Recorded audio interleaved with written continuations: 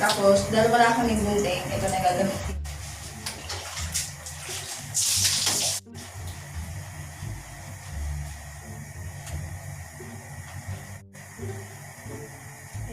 Yung kilikili ko, ayan kung makikita nyo, nung nagbuntis ako, nangitim siya dito banda.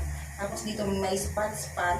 Alam ko nakakadiri siya para i-share, pero dahil nagbuntis nga ako, alam niyo naman po, once nagbubuntis ng mga babae, lahat po nangingitim. So ayan, pero nilalagyan ko siya ng cream. Ipapakita ko sa inyo kung ano yung cream na nilalagay ko para magbalik puti ulit siya. So ayan.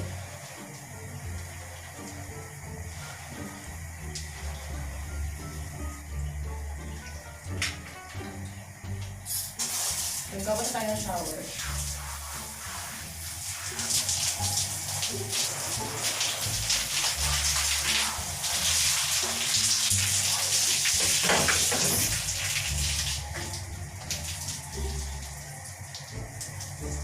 Yan. So, dahil sabi ko nga sa inyo, may ma-addict ako sa sabon.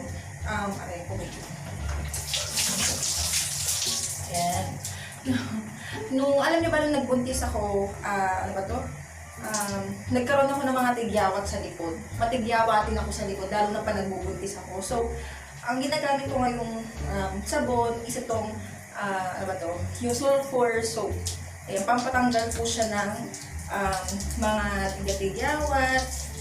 Diba? So, ayan po yung pampatanggal ko ng mga tigyawat. Pag once na tinitigyawat yung likod ko, or yung parang sa mga hita, or sa mga balakang, ayan po. So, ayan. Hindi muna ako gumagamit ng mga magtapang na sabon like Safeguard kasi, ano ba ito? Pag once na, ma-sensitive ang inyong balat. Ayan. Hindi na ako mag-face towel dahil nag-face towel naman ako kanina. Ang dami akong sabon na ginagamit. So, kahit body scrub, gumagamit din po ako ngayon.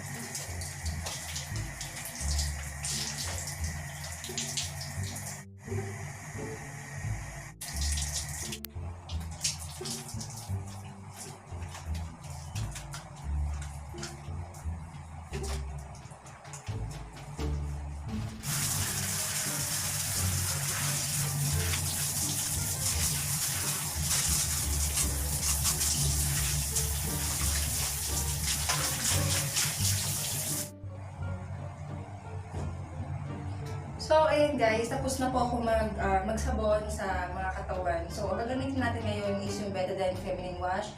Ito yung advice sa akin ng OB ko na gumamit nito dahil syempre kakaraspa ko lang. Or yung mga tatanong ko ano yung raspa. Pag once na nakunan ka po, ayun yung kinakayod yung matres mo or yung loob ng matres mo para mawala or matanggal yung mga dugo or yung patay na bata. Yun po yung raspa. So, ang advice sa akin ng OB ko, ito po yung gamitin ko, yung Betadine Feminine Wash. Betadine, baka naman, di ba? Panghugas. So, ito po yung gagamitin panghugas. Ang kulay po ng Betadine Feminine Wash is ganyan din po. Kung ano yung kulay ng ng Betadine, yung pinalagay sa sugat, ganun din siya. So, yan. Tayo ay maghugas na. And then, syempre guys, after ko maghugas, syempre, tapos na po tayo maligo. Kaya kukunin ko na yung tuwalya natin para tayo ay magpatuyo na and, punta tayo sa kwarto para magbihis. Dahan-dahan lang po yung kuskus sa mukha ng tuwalya kasi ang mukha po natin napaka-sensitive ng balat dyan. So, ayan, dahan-dahan lang tayo.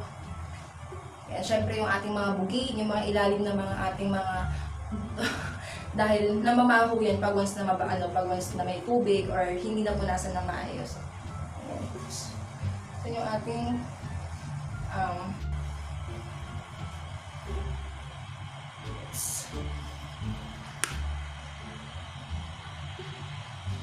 So, ayun na guys, tapos na po tayo maligo. So, punta na po tayo sa kwarto natin. So, ayan, pagtapos natin maligo, dito ako dumidiretso kasi dito po ako nagbibihis. Bale, ito yung gagamitin natin, damit ngayon. Kasi sabi ko sa inyo, pag once na, ano ba to?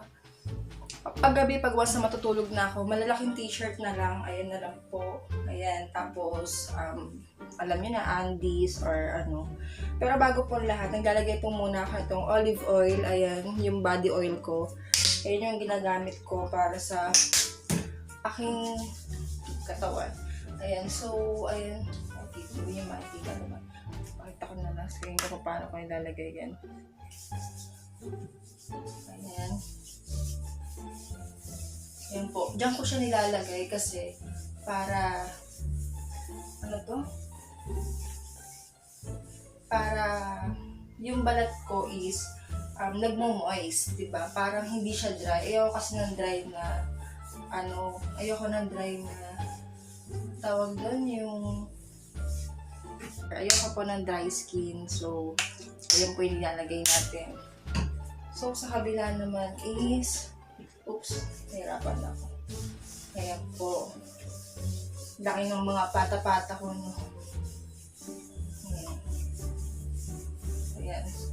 Sa singit. Parang hindi naman pabalik. Kasi ang nilalagay ko po sa singit is ito. Ito yung nilalagay ko sa singit. Yung vitamin E, pati sa kilikili ko, ito po yung nilalagay ko.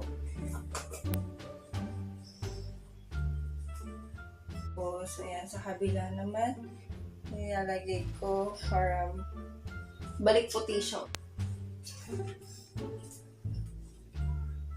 So, ayan, pati sa kilikili, yun po yung nilalagay ko, no? Para ma-maintain po yung, or bumalik po sa pagpapaputi. Sabi kasi nila nakakaputi daw tong cream na to. So, try natin, di ba? Lala mo masarap.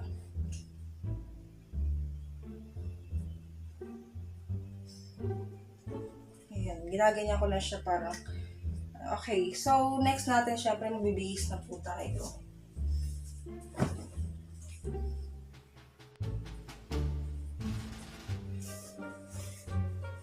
Yan.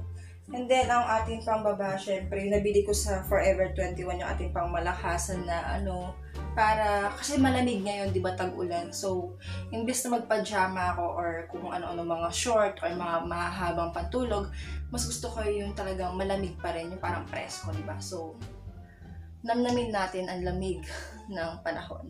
Pala ako magsuot nun, ito muna yung ilalagay ko yung dito sa mga likod, di ba?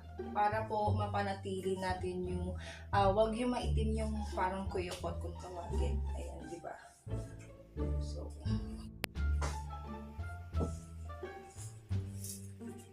So, ayun na, gracias. Dito natatapos yung ating nighttime routine. Ganito po ako. So, wala na po akong coloreting nilalagay sa mukha ko pang matutulog. Ganoon na lang po. Except na lang po maglalagay ako ng cream na to mamaya. So, ayan guys. Maraming salamat sa pagsama sa aking nighttime routine, guys. Sana gusto niyo itong video na to. Kung nagustuhan nyo, i-like nyo na and then mag-subscribe na po kayo sa aking channel. Hanggang sa muli, bye!